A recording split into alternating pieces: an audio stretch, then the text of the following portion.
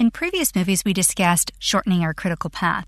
One of the techniques we thought about using when we were shortening our path is adding additional resources to tasks to get them done quicker.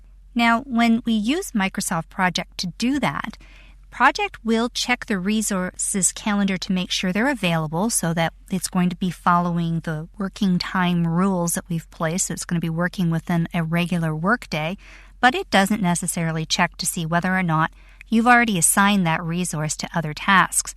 So in shortening your critical path, you may over-allocate your resources. And that's not healthy for anyone, the person being over-allocated or the project manager who's going to have to deal with disgruntled employees. So we want to avoid that at all costs. And we're going to use the power of Project to take a look at where we may have over-allocated our resources. If you'd like to open up Project Resource Conflict exercise file, you can follow along with me. Now, I don't want to have the same resource working all day on the same day, causing an overallocation. That's kind of what I'm looking for here. But to go through all of these tasks and look through this Gantt chart to try to see where I may have done that would probably take me as long to do the actual project itself. So how can I leverage the power of Project 2007 to help me here? Well, it has a couple of different tools that you can work with.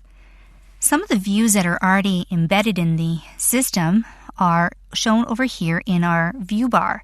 I could take a look at a resource graph, and here I have my web designer coming up. Now you'll notice that he's in red, so this is automatically giving me an indication that there may be a problem here. And I can scroll through his calendar looking for red indicators, and I see one here the week of April the 8th. So I have over-allocated this individual on the Thursday and Friday of that week. So I know he's working 200% on those 2 days. Now, while I may like him to give me 200%, I can't ask him to do that going into the project. So there's one way that I can see by using my resource graph where I've over-allocated my resources.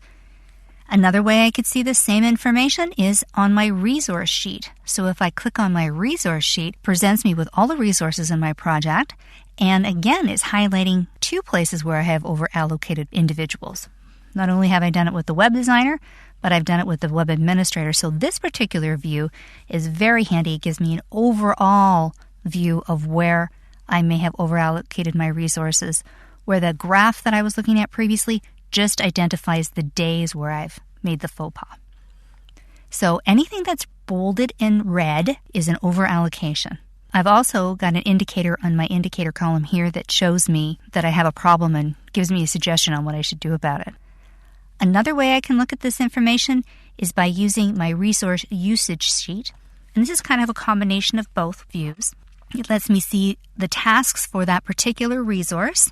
And as I scroll through my chart, I can see the days and the hours that I have people working at different tasks. And again, as I scroll through the sheet, everything's good until, I come up with my red indicators here where I know there is where I need to make some adjustments. So Microsoft Project really gives you a lot of information on seeing where your issues may be, and it helps you identify conflicts. There's also another view that we could take a look at, and it's the resource allocation view. And you can get to that by opening up your view toolbars and making sure that your resource management toolbar is open. So I've already selected it. In doing this, you have a nice view, resource allocation view that I'm going to select as the very first icon in that toolbar. So I'm going to open that up, and it gives me a nice split screen. It identifies the tasks above. It gives me my resource names, and it identifies the individual tasks below for the resource that I'm looking at. I want to just pare this down somewhat just to look at the over-allocated resources. I can do that by going up to my filtering options and selecting over-allocated resources.